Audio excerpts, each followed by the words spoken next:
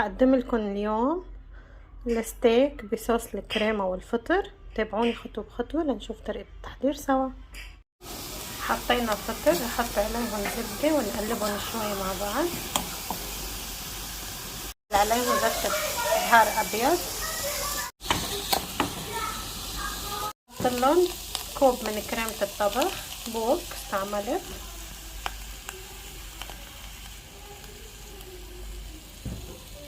رح نقلبهم، نحط لهم كمان معلقتين حليب،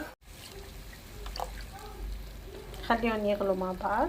لهم رشة ملح بسيطة لانه رح ملح الستيك، خليهم لحتى يغلوا مع بعض. هلا هيك جهز معنا الصوص، رح اضفي عليه مقلاي. حطيت شقفة زبدة وحطيت شوية زيت زيتون. هلا رح نزل الستيك.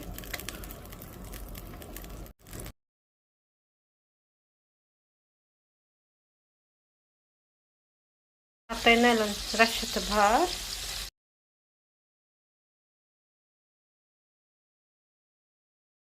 عم نقلبهم. رح ارجع كمان احط لهم من هون رشة بهار، وتحط لهم بابريكا هيك، تخلون يتقلوا. رح سكر عليهم، نحط لهم ملح، والملح حسب الرغبة. رح ارجع احط الكريمة ورح نزل عليهم الستيك لحتى يتشربوا هيك، ياخدوا نكهة. دقيقتين شوي ياخدوا مع بعضهم، وبنرجع بنحطهم بالصحن.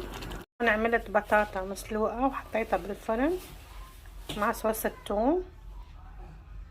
رح ننزل الستيك،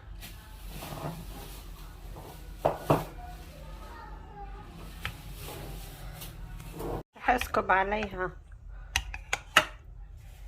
الصوص هيك الفطر اللي عملناه.